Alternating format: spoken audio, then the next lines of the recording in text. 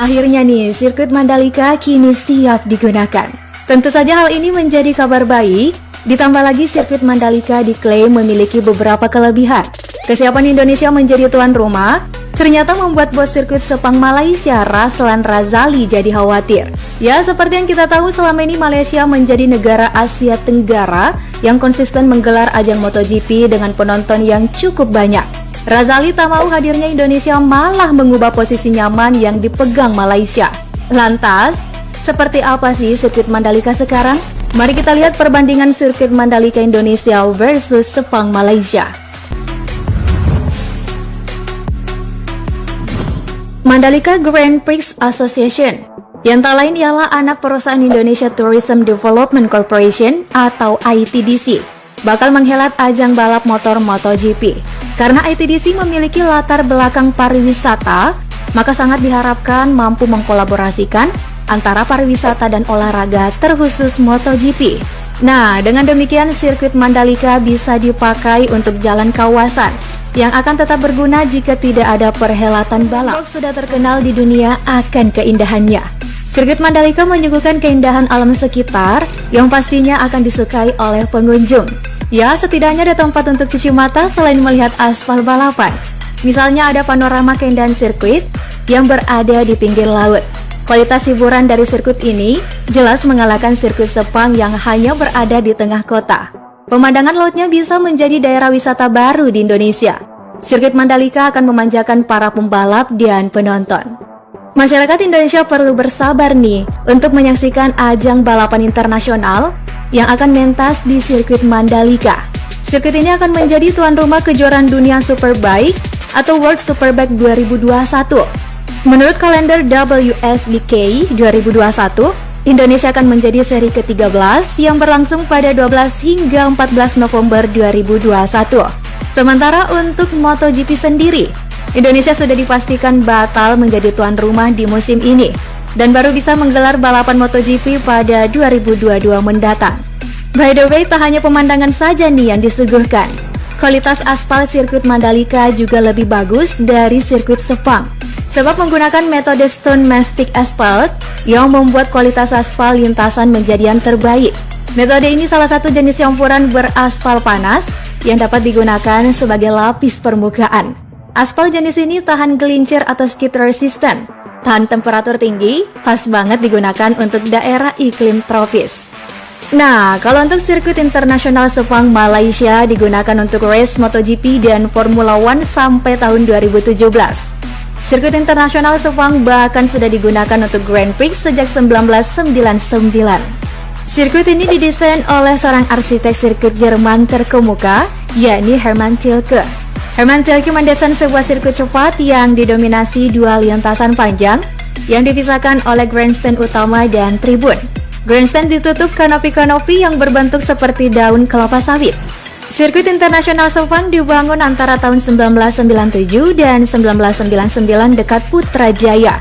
Sirkuit ini terkenal dengan cuaca tropis lembab yang tidak dapat diprediksi, mulai dari siang yang sangat panas hingga hujan badai tropis. Suhu trek sering mencapai 60 derajat Celcius sehingga menyulitkan para pembalapnya. Hujan deras pada musim penghujan juga menimbulkan resiko besar di sirkuit ini.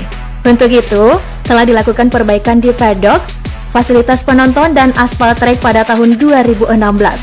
Terlebih setelah insiden kecelakaan yang merengkuh nyawa Marco Simoncelli pada MotoGP 2011.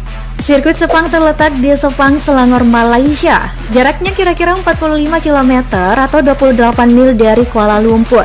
Sirkuit ini berlokasi di Jalan Pekeliling KLIA Selangor Darul Ehsan, Malaysia.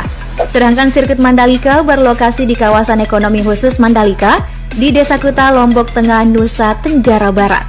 Sirkuit jalan raya pertama di dunia, Mandalika yang menghadap langsung ke Samudra Hindia memiliki luas area sekitar 1035,67 hektar.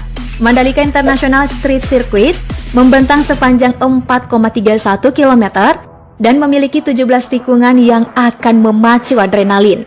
Area sirkuit dilengkapi bangunan medical center yang dibuat secara modular, alias bisa bongkar pasang layaknya trek jalan raya lain seperti sirkuit Marina Bay Singapura atau Baku, Azerbaijan.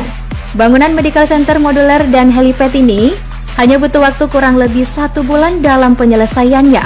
Semua peralatan medis di dalam medical center akan disiapkan oleh Kementerian Kesehatan Republik Indonesia. Dan peralatan-peralatan tersebut wajib terstandarisasi oleh FIM. Nah, sementara untuk sirkuit Sepang sepanjang 5,543 km, memiliki 15 tikungan dan 8 lintasan lurus dengan lebar minimal 16 meter. Namun di beberapa bagian lebarnya mencapai 20 meter, sehingga menambah kemungkinan adanya overtaking pembalap. Ada 3 jenis layout yang dapat digunakan di Sepang, yakni Grand Prix Circuit, North Circuit, dan South Circuit. Terdapat 30 pit, termasuk sebuah kantor, area dapur, dan area konferensi. Selain itu, di tingkat atas ada 12 kantor untuk FIA dan administrasi, termasuk race control, pencatat waktu, pusat media, ruang wawancara, dan ruang fotografer.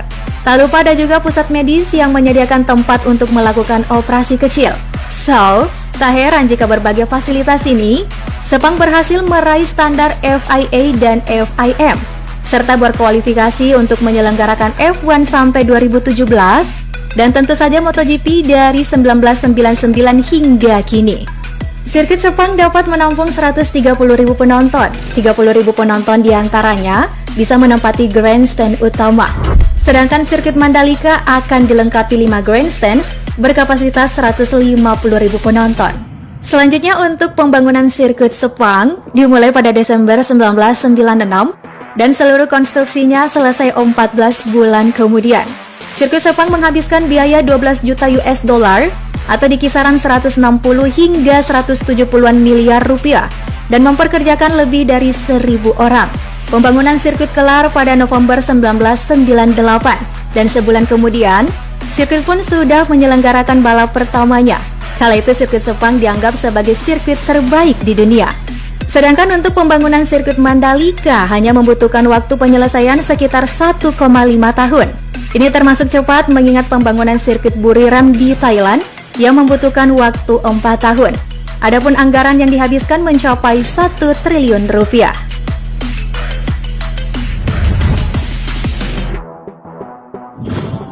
Nah, Teknolovers, ada nggak nih di antara kalian yang pernah mengisi bangku penonton sirkuit Sepang? Gimana keseruan di sana? Bagaimana juga nih excitednya kalian untuk menyaksikan langsung debut para pebalap di sirkuit Mandalika? Yuk tulis tanggapanmu di kolom komentar. Thank you ya sudah menyimak. Sampai ketemu besok. Bye-bye.